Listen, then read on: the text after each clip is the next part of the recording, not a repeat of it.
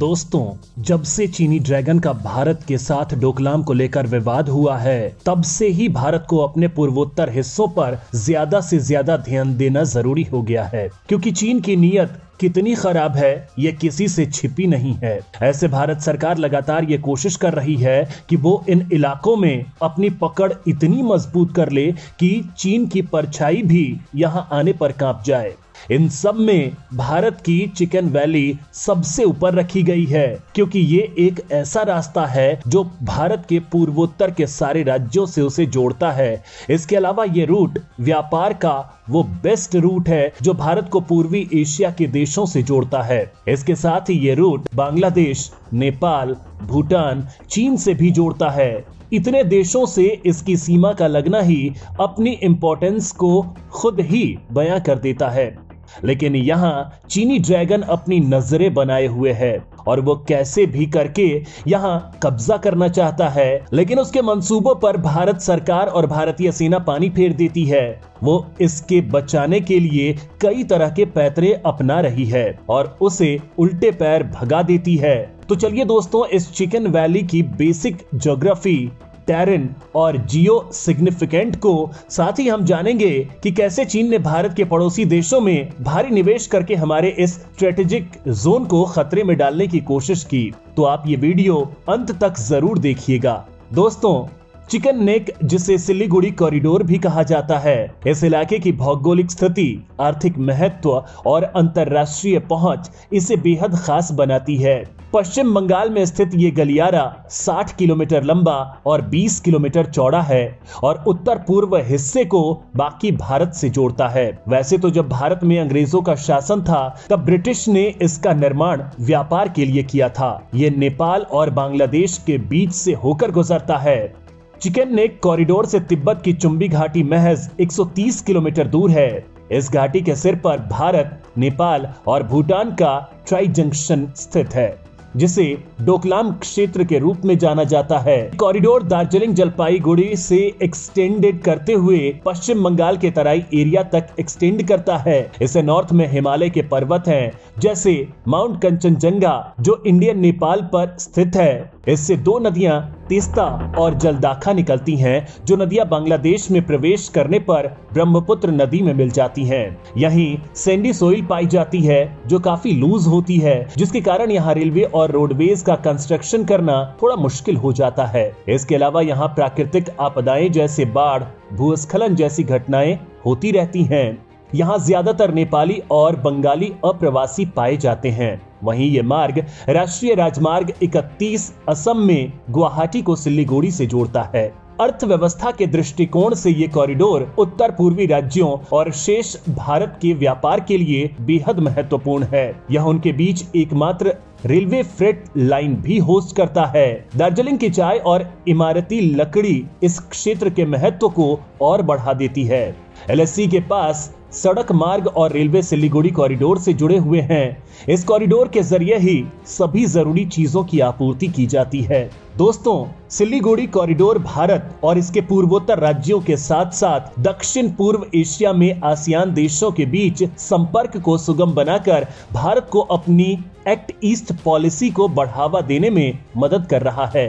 इसके साथ ही दक्षिण पूर्व एशिया के लिए भी एक महत्वपूर्ण प्रवेश द्वार है। इसके साथ ही ये गलियारा पूर्वोत्तर राज्यों में अवैध घुसपैठ, सीमा पार आतंकवाद और इस्लामिक कट्टरपंथ का मुकाबला करने में महत्वपूर्ण साबित हुआ है। दक्षिण पूर्व एशिया गोल्डन ट्रायंगल के लिए कुख्यात है, जिससे जुड़े म्यांमार, थाईलैंड और लाओस में संगठित अपराध और मादक पदार्थों की तस्करी प्रचलित है।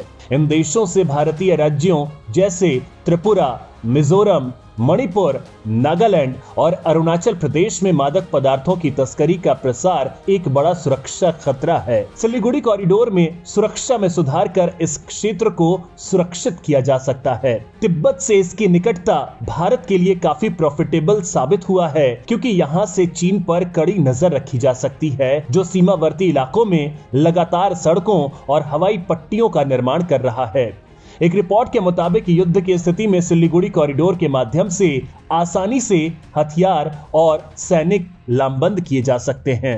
इस कॉरिडोर को लेकर भारत ने यहाँ 2 एयरबेस स्टैब्लिश किए हैं, बगडोगरा और हसीमार। ये दोनों ही भारत को स्ट्रेटेजिक डेप्थ प्रोवाइड कराएगा। वहीं जापान ने भारत के नॉर्थ ईस्ट पार्ट पर करीब $2 बिलियन का निवेश किया हुआ है, जिसमें connectivity, hydro power, skill development जैसी चीजें शामिल हैं। इसके अलावा अपने पड़ोसी देशों से कनेक्टिविटी बढ़ाने के लिए भी भारत सरकार ने कई स्टेप लिए हैं, जिसमें कलादान प्रोजेक्ट भी शामिल है। Kaladan multi modal transit transport project है, जो कोलकाता से म्यांमार और फिर म्यांमार से मिजोरम तक का रास्ता है। इसमें समुद्र, नदी और जमीन तीनों रास्ते शामिल हैं। कोलकाता पोर्ट से समुद्र के रास्ते म्यांमार के सितवे पोर्ट तक का रास्ता, इससे आगे कालादान नदी का रास्ता और फिर म्यांमार से मिजोरम को जोड़ती सड़क है, जो चीन को गहरी चोट देती है।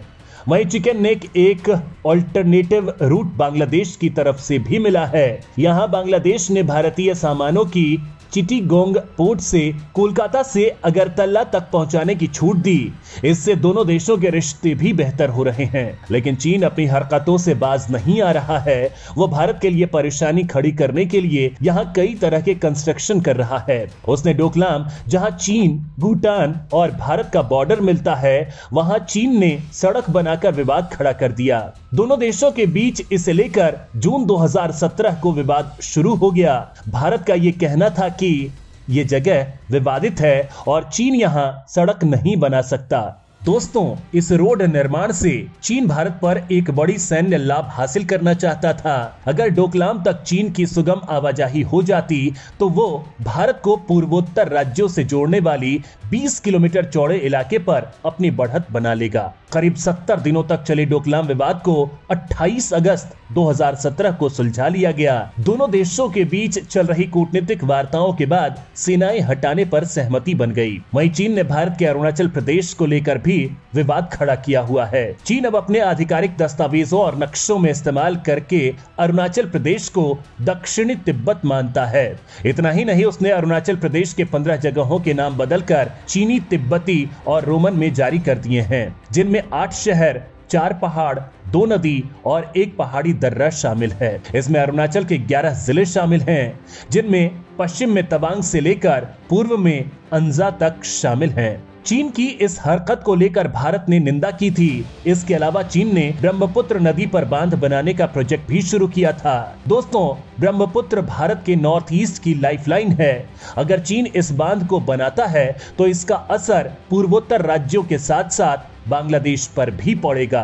इसके अलावा चीन की हरकतों को लेकर यह भी सामने आया है कि चीन ने भारत के बॉर्डर पर नया गांव भी बसाया है, जिसमें करीब 100 घर हैं। ये गांव शुभानसरी जिले में है, जो एक इंडियन टेरिटरी है। दोस्तों, चीन अपनी बेल्ट एंड रोड योजना के लिए अपनी वैश्विक व्यापार पहुंच में सुधार के बहाने भारत के पड़ोसी देशों में भारी निवेश कर रहा है। लेकिन निवेश के नाम पर ये देश चीन के जाल में फंस रहे हैं। ज्यादातर पश्चिमी देश चीन की आलोचना इस बात के लिए करते हैं कि वो गरीब विकासशील देशों पर ऋण थोपता है, जिनके वापस भुगतान करने की कोई उम्मीद नहीं है। इसका इस्तेमाल वह राजनीतिक प्रभाव का लाभ उठाने के लिए कर रहा है, जबकि चीन का कहना है कि ये देश इन कर्जों के लिए उसके आभारी रहते हैं और उन्हें इसकी बहुत जरूरत है। उसने नेपाल में साल 2018 में trans Himalayan multi dimensional connectivity network घोषित किया था, जिसमें कई तरह के कंस्ट्रक्शन तैयार किए जाएंगे, जैसे रेलवे लाइन, हाईवे।